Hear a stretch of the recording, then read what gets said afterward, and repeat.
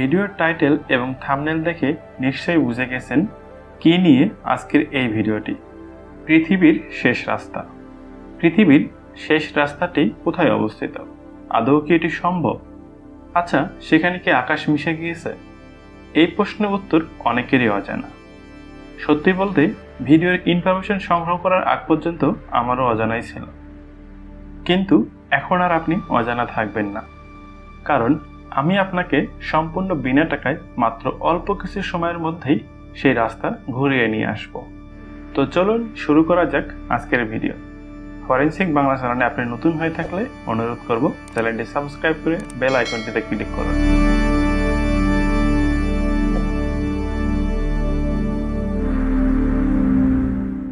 পৃথিবীর শেষ রাস্তাটির নাম হলো E69 হাইওয়ে, কিন্তু সেখানে আবার একা যাওয়া নিষেধ। সেটি আবার কেন? এই প্রশ্নের উত্তর জানব ভিডিওর মাঝেই।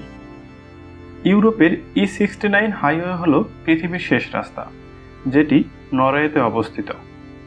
পৃথিবীর শেষ সীমানা নিয়ে বিশ্ববাসীর মনে কৌতূহলের শেষ নেই।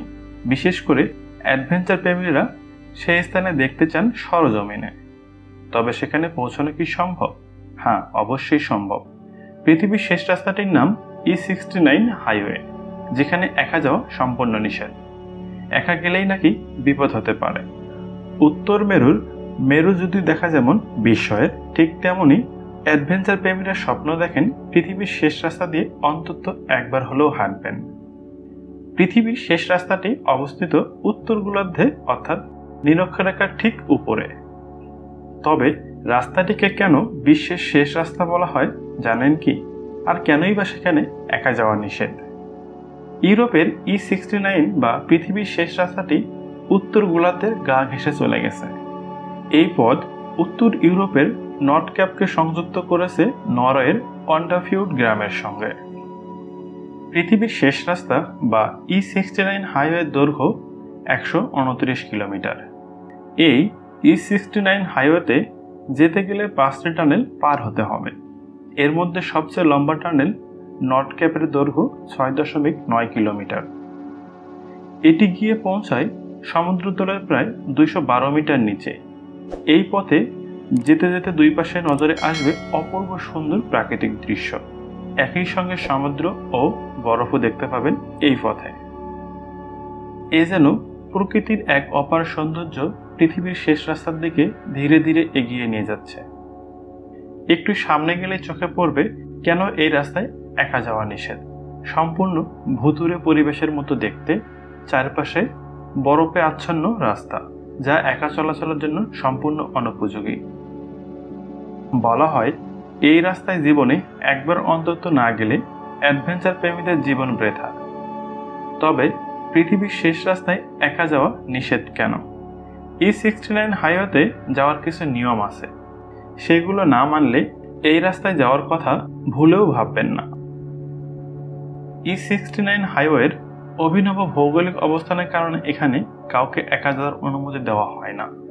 এখানে একদিকে যেমন ভয়ানক গতিতে বাতাস বয়, তেমনি এখানে প্রচণ্ড ঠান্ডা। সেখানকার আবহাওয়া একেবারেই অনিশ্চিত। গ্রীষ্মকালেও এখানে বরফ পড়তে দেখা যায়।